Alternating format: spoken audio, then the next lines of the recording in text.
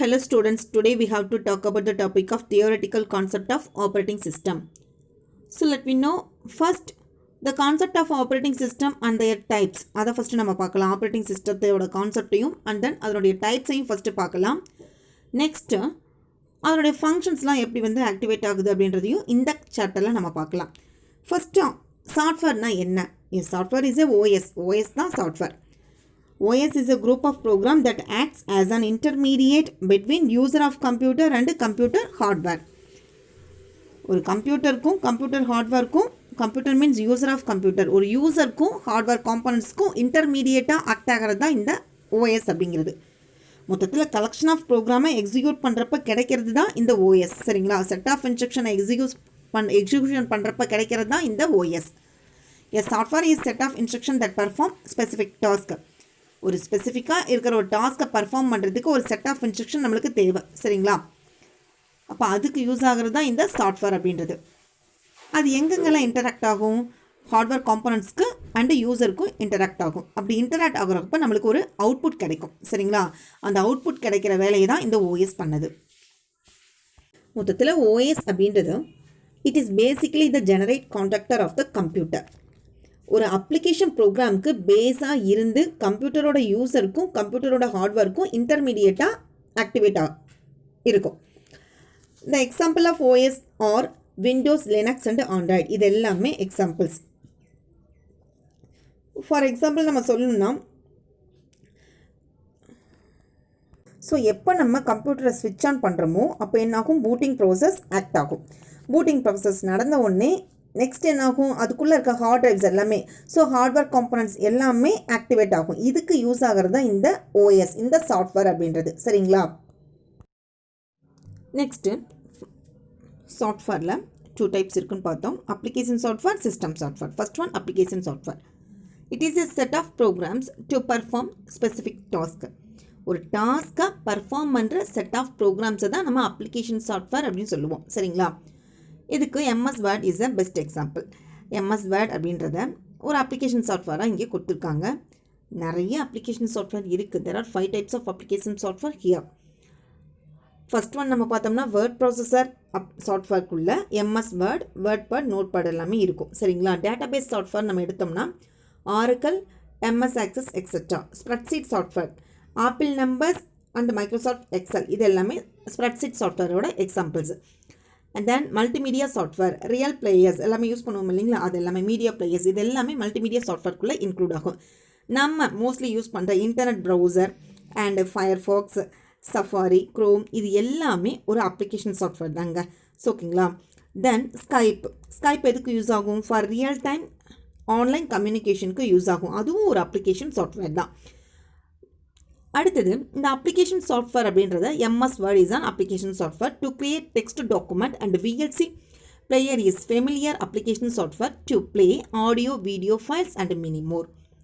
இந்த MS Word அப்படின்ற அந்த அப்ளிகேஷன் சாஃப்ட்வேர் எதுக்கு யூஸ் ஆகுதுங்க? டெக்ஸ்ட் டாக்குமெண்ட்டை நம்ம கிரியேட் பண்ணுறதுக்கு யூஸ் ஆகக்கூடிய ஒரு சாஃப்ட்வேர். தென் VLC பிளேயர் வந்து ஆடியோ, வீடியோ ஃபைல்ஸை ப்ளே பண்ணிக்கிறதுக்கு யூஸ் ஆகிறது அந்த VLC பிளேயர் அப்படின்றது. இந்த அப்ளிகேஷன் ஒவ்வொரு அப்ளிகேஷன் சாஃப்ட்வேரும் ஒவ்வொரு யூசர்ஸும் இருக்கும். நம்மளுக்கு தேவையான ரெக்குயர்மெண்ட்டை யூசருக்கு தேவையான ரெக்குயர்மெண்ட்டை ஃபுல்ஃபில் பண்ணுறதோட வேலையை தான் இந்த அப்ளிகேஷன் சாஃப்ட்வேர் பண்ணுதுங்க. நெக்ஸ்ட்டு ஸோ MS Word அது டெக்ஸ்ட் டாக்குமெண்ட்டை க்ரியேட் பண்ணுறதுக்கு யூஸ் ஆகும் நம்ம பார்த்தோம். Then VLC player audio, video ஃபைல்ஸை ப்ளே பண்ணுறதுக்கு யூஸ் ஆகும். நெக்ஸ்ட்டு நம்ம ஏதாவது பெயிண்ட் பண்ணணும் அப்படின்னா MS Paint அப்படின்ற அப்ளிகேஷன் சாஃப்ட்வேர் அங்கே இருக்கணும். சரிங்களா? நம்ம இன்ஸ்டலேஷன் பண்ணியிருந்தால் தான் நம்ம பெயிண்ட் பண்ண முடியும். ஸோ இன்டர்நெட் ப்ரௌசருக்குள்ளே போய் என்ன ஆப் வேணாலும் நம்ம என்ன பண்ணிக்கலாம்? ரெக்கயர் பண்ணிக்கலாம். அப்போ யூசரோட ரெக்குயர்மெண்ட் எல்லாத்தையும் ஃபுல்ஃபில் பண்ணுறதுக்கு தான் இந்த அப்ளிகேஷன் சாஃப்ட்வேர் யூஸ் ஆகுதுங்க. இப்போது நம்ம செல்ஃபோனில் டவுன்லோட் பண்ணுற ஆப்ஸ் எல்லாமே அப்ளிகேஷன் சாஃப்ட்வேர் தான். நம்மளுக்கு தேவையான ஆப்ஸ் எல்லாத்தையும் ஈஸியாக டவுன்லோட் பண்ணிக்கவும் முடியும். அது எல்லாமே நம்ம டவுன்லோட் பண்ணுற ஆப்ஸ் எல்லாமே அப்ளிகேஷன் சாஃப்ட்வேர்க்குள்ளே தான் இன்க்ளூட் ஆகும்.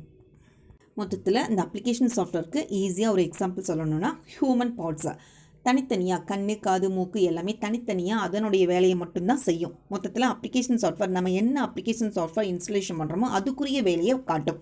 எம்எஸ் வேர்டுன்றது டெக்ஸ்ட் டாக்குமெண்ட்டை க்ரியேட் பண்ணும். தென் விஎல்சின்றது ஆடியோ வீடியோ ஃபைல்ஸ்க்கு யூஸ் ஆகும். அதுக்கு தகுந்த மாதிரி என்ன அப்ளிகேஷன் சாஃப்ட்வேர் நம்ம யூஸ் பண்ணுறோமோ அதனுடைய வேலையை ரன் பண்ணி கொடுக்கும். சரிங்களா? இந்த அப்ளிகேஷன் சாஃப்ட்வேர் எல்லாத்தையும் ரன் பண்ணி கொடுக்கறது தாங்க நெக்ஸ்ட்டு நம்ம பார்க்க போகிற system software. System software is a type of computer program that is designed to run the computer's hardware and application programs. For example, operating system and language processor are also example of system software. System software அப்படின்றது அந்த application program எல்லாத்தையும் run பண்ணி வைக்கிற வேலையை தான் பண்ணுங்க.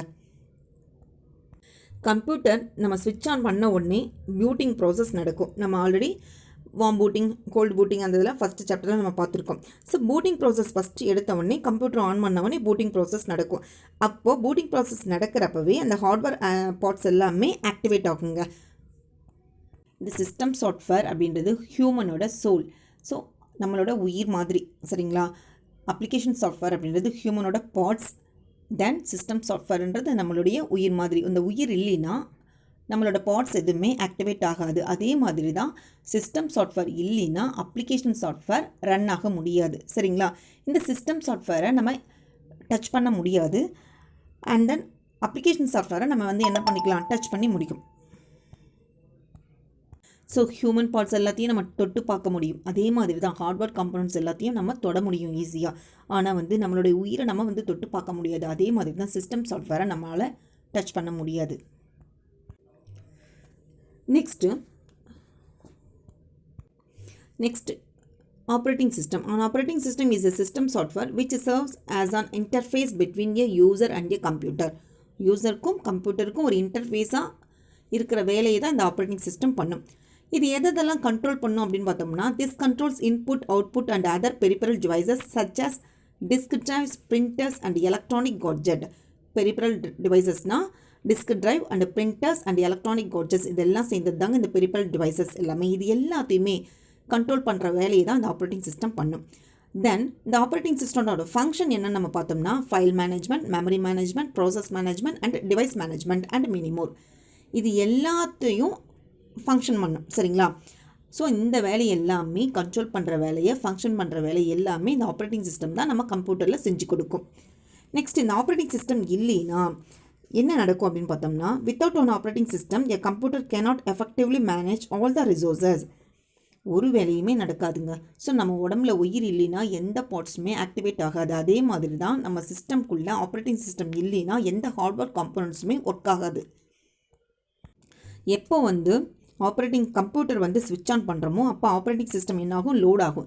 Load ஆகி memory ஆட்டோமேட்டிக்காக என்னாகும், லோட் ஆகும் ஆப்ரேட்டிங் சிஸ்டம்.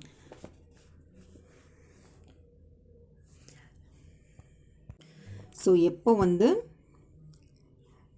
கம்ப்யூட்டர் ஸ்விட்ச் ஆன் பண்ணுறப்போ operating system is loaded into the memory automatically. Memory ஆட்டோமேட்டிக்கலியாக என்னாகும், லோட் ஆகும். ஆப்ரேட்டிங் சிஸ்டம் கம்ப்யூட்டர் ஸ்விட்ச் ஆன் பண்ண உடனே மெமரி ஆட்டோமேட்டிக்காக லோட் ஆகும். சரிங்களா? அந்த லோட் ஆகிற வேலையை தான் அந்த ஆப்ரேட்டிங் சிஸ்டம் பண்ணும். Next, a user cannot communicate directly with the computer hardware unless an operating system is loaded. User டைரெக்டாக கம்யூனிகேஷன் பண்ண முடியாது கம்ப்யூட்டரோட ஆப்ரேட்டிங் சிஸ்டம் இல்லைன்னா. சரிங்களா? Next, some of the popular operating system used in personal computers and laptops are Windows, Unix and Linux. இந்த Windows, யூனிக்ஸும் and லினக்ஸும் ரொம்ப பாப்புலரான இருக்கிற ஒரு ஆப்ரேட்டிங் சிஸ்டம். இதில் தான் ஒர்க் ஆகும்னா பர்சனல் கம்ப்யூட்டர்ஸ், பிசிஸ்லேயும் அண்ட் லேப்டாப்ஸ்லேயும். சரிங்களா?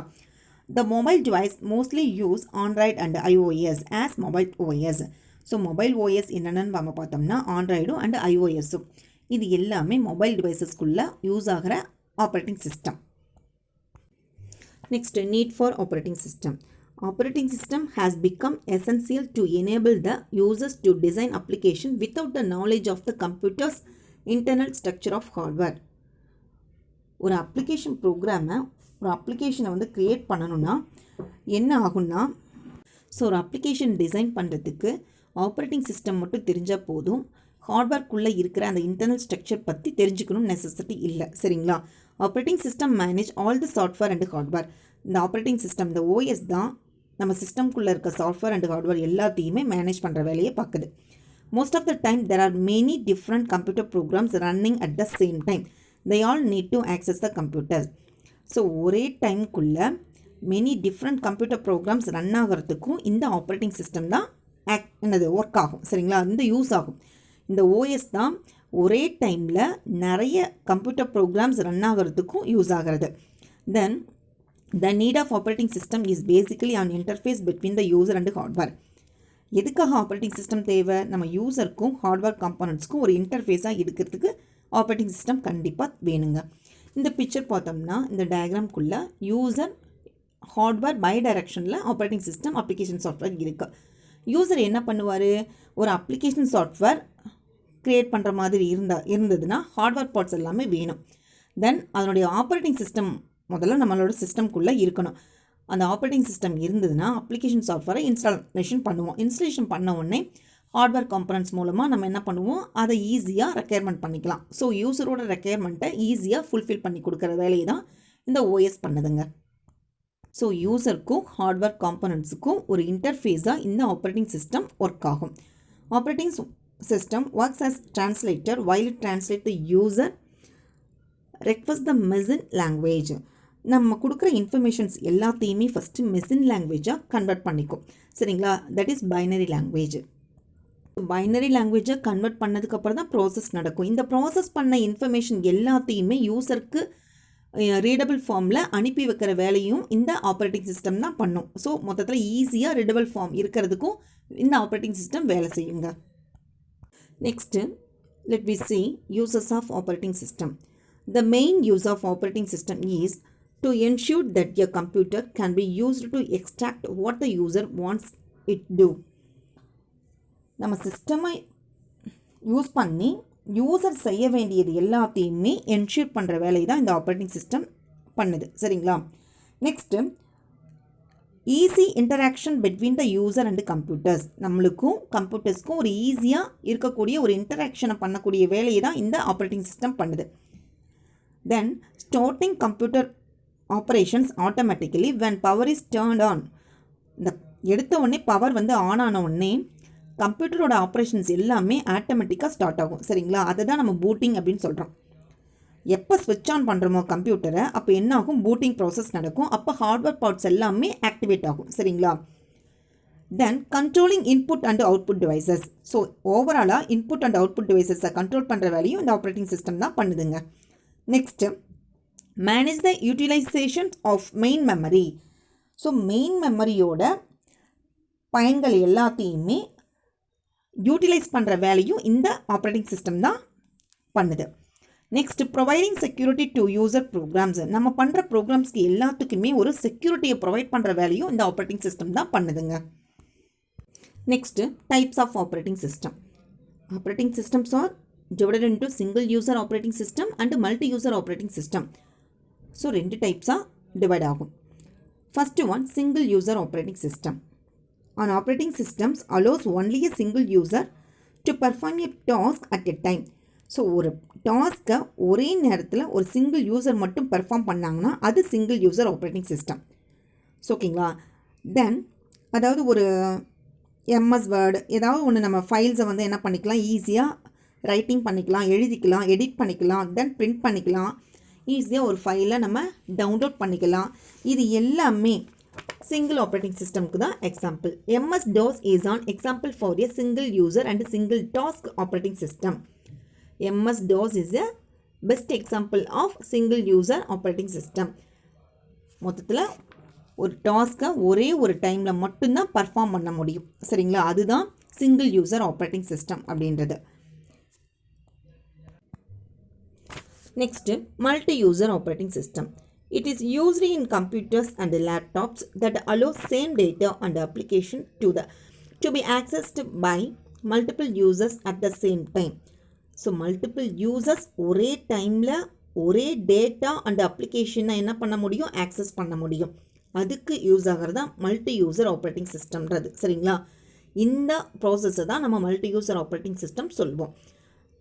The users can also communicate with each other. ஈஸியாக என்ன பண்ண முடியும்? யூசர் கம்யூனிகேஷன் பண்ணலாம் மற்றவங்களோட.